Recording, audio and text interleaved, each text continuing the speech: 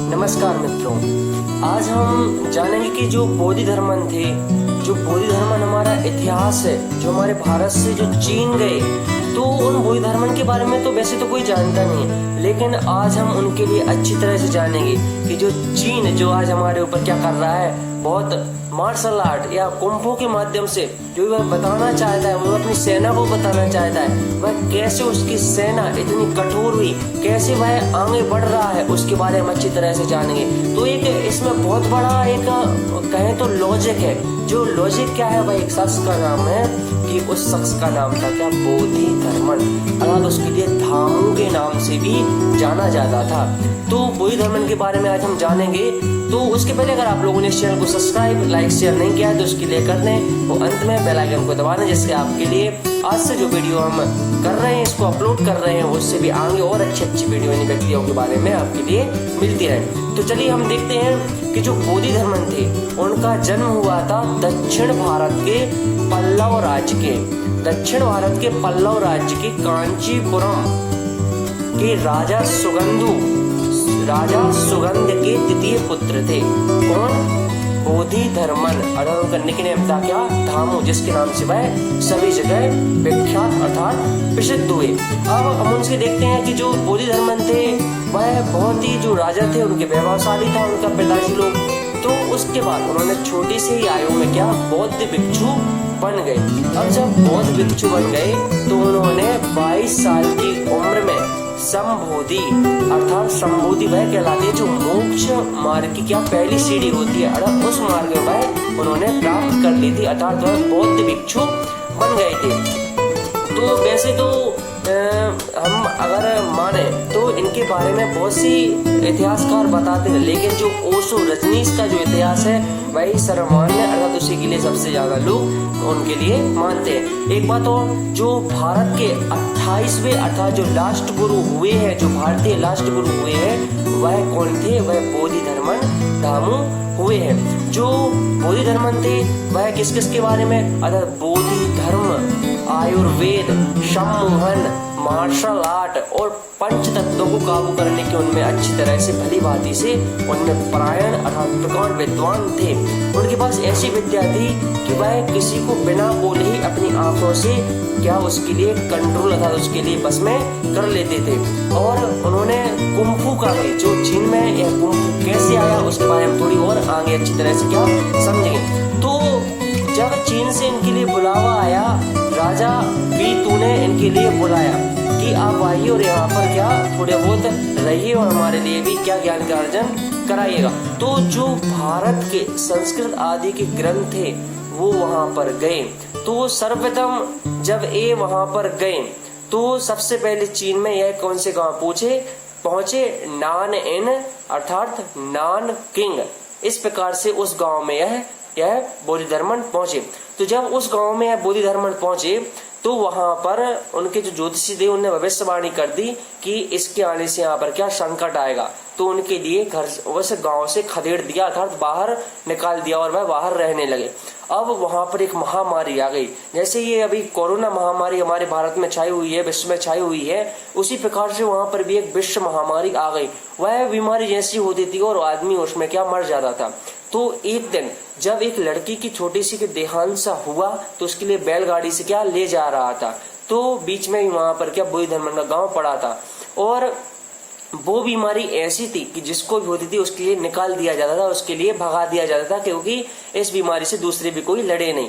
तो उस बीमारी को जब उन्होंने देखा तो वह लड़की जिंदा हुई थी, उनके घर के सामने वो लोग छूट गए। तो उन्होंने अपने जो उनका जो ज्ञान था उसके कारण के माध्यम से एक पत्तियां बनाई, क्योंकि वो शास्त्रार्थी थे, वह अच्छी तरह शास्त्रों को जानते थे, आयुर्वेदाचार्य थे।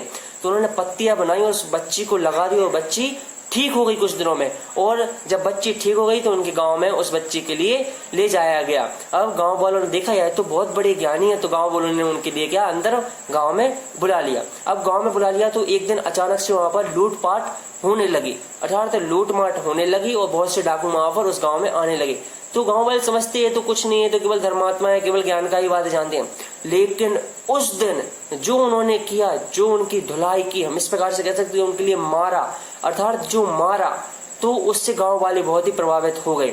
जब गांव वाले उससे प्रभावित हुए तो गांव वालों ने सभी से, चीन में ऐसा हाथ जोड़ा जाता है और उनके लिए नमस्कार किया जाता है। सभी लोगों ने इस प्रकार से नमस्कार किया और कहा कि हमारे लिए भी आप यह है आर्ट सिखाई, अर्थात उन्होंने आंखों से कंट्रोल करके ही एक दूसरे उन्हीं के सिपाहियों को क्या मरवा दिया। तो उस प्रकार से उन्होंने यह विद्या वहां पर सिखाई। अब धीरे धीरे वह विद्या सिखाते गए। यह विद्या आई कहां से, हम कह सकते हैं बोधि धर्म से आई? तो नहीं, यह विद्या जब श्री कृष्ण जी थे तो इस विद्या के लिए कहा जाता था कालरी पयट्टू। उस समय में जब श्री कृष्ण जी थे तो इन्होंने यह विद्या का कहां पर, वृक्ष के बनों में इस विद्या को क्या सिखाया गया था। और उस समय की जो सबसे खतरनाक सेना कहलाती थी उस सेना का नाम था क्या, नारायण सेना। वह नारायण सेना उस समय की सबसे खतरनाक सेना मानी जाती थी। और फिर जापान, चीन इत्यादि बौद्ध जहां जहां धर्म फैला हुआ है, जहां जहां भी कुंफू अर्थात जो कालरी पयट्टू जो श्री कृष्ण द्वारा ये प्रथा चलाई गई थी, इसका नाम दिया गया था, उसी का ही नाम क्या रख दिया गया, मार्शल आर्ट, अर्थात इसको ही वहां पर रख दिया गया। जब इस प्रकार से बोधि धर्मन वहां पर उन्होंने अच्छी तरह से इनके लिए क्या ज्ञान वगैरह करवाया, सभी के लिए कुंफू वगैरह भी सिखाया। जब इनके लिए जब सब सीख गए तो इन्होंने अपनी अर्जी लगाई कि मैं क्या अपने भारत वापस जाना चाहता हूँ।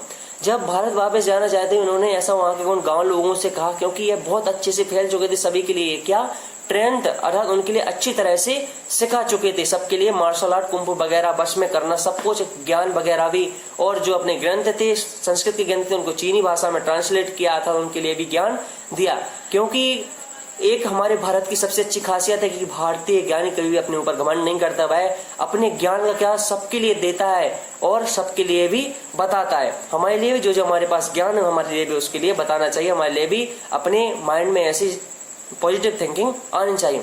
तो उन्होंने जब अर्जी लगाई, और यह चीन में कब गए थे, 520 ईस्वी से 526 ईस्वी के, अर्थात जब 22 साल या 23 साल की उम्र में चीन गए थे, क्योंकि वहां की बी राजा ने यहाँ उनके लिए बुलावा भेजा था। और हम मानते हैं कि जो चाय की खोज हुई है तो वह भी क्या बोधि धर्मन के उसी से ही प्रभाव से हुई है। क्योंकि जब वहां पर प्रैक्टिस वगैरह करते थे तो उन्होंने कुछ पत्तियां उनके संदर्भ में आई, अर्थात उनके माइंड में आई, तो उन्होंने कुछ पत्तियों को तोड़ा, वहां के लिए क्या कर दिया, उसको गर्म किया और उससे चाय से फिर रात भर लोग बाग जागते रहते थे और अच्छा ध्यान वगैरह लगाते थे। चीन में जाकर उन्होंने उनके लिए ध्यान की भी क्या संप्रदाय के स्थापित किए। चीन में भी जितने भी अभी भी जो मंदिर वगैरह हैं उनके अभी भी बोधि धर्मन की वहां पर मूर्ति और चीनी जापानी इत्यादि लोग उनके लिए अच्छी तरह से पूजते हैं और उनके लिए भी मानते हैं। तो जब उन्होंने वहां पर उस गांव से, नॉनकिंग गांव से अर्जी लगाई कि मैं भारत वापस जाना चाहता हूं, तो वहां के ज्योतिषियों ने क्या भविष्यवाणी की, वहां के ज्योतिषियों ने भविष्यवाणी की कि अगर आप तो भारत चले जाएंगे तो फिर से हमारे यहाँ पर संकट आ जाएगा, तो हमारे लिए बोधि धर्मन के लिए क्या यहीं पर ही रोकना पड़ेगा, चाहे मुर्दा रोको या जिंदा रोको। लेकिन बोधि धर्मन अच्छी तरह से जानते थे, क्योंकि गांव वालों के ज्योतिषियों ने उनके खाने में जहर डाल दिया था। तो जब उनके लिए खाने में जहर डाला उनके लिए, तो वह अच्छी तरह से वाकिफ थे कि इन्होंने हमारे खाने में क्या जहर डाल दिया है। तो जब जहर डाल दिया उनके खाने में, तो उन्होंने उस जहर को भी, क्योंकि इस गांव में कोई विपदा नहीं आए, उस जहर को भी क्या खुशी खुशी उसको खा लिया और वह मृत्यु को प्राप्त हो गए। तो इस प्रकार से बोधि धर्मन का जो जीवन परिचय रहा, हम उसके लिए नहीं जानते, हम केवल जानते हैं कि चीन के पास जो मार्शल आर्ट है, जो कुंफू वगैरह है, वह क्या है, सिर्फ उसी के हैं। लेकिन नहीं बंधुओं, ऐसा व्यक्तियों, मेरे दोस्तों, ऐसा कुछ नहीं है। यह सब क्या भारत की प्रथा है। दुनिया में जितने भी बड़े बड़े कार्य हुए उसमें एक न एक क्या भारत का ही अच्छा नाम है। क्योंकि जो आइंस्टाइन, जो हम एक तरह से मानते हैं कि वो सबसे बड़ा व्यक्ति था, क्या साइंटिस्ट था सबसे बड़ा, उसने भी लास्ट समय में जाते जाते कहा था कि मेरा जन्म हूँ तो कहाँ पर हूँ, भारत में हूँ। क्योंकि भारत एक ऐसी भूमि है जो सभी धर्मों को क्या मानने वाली होती है, और यहाँ के जो लोग बाग रहते हैं वह बहुत ही अच्छे होते हैं, और हम अपने आप को अच्छा समझे, दूसरों के लिए अच्छी तरह से बताएं। आज हमने बोधि धर्मन के बारे में जाना। अगली ऐसे चैनल को सब्सक्राइब करें, क्योंकि अगली वीडियो जो आए उसके लिए भी आप अच्छी तरह से देख सकें। अगर वीडियो अच्छी लगी हो तो कमेंट करें, लाइक करें, शेयर करें। धन्यवाद।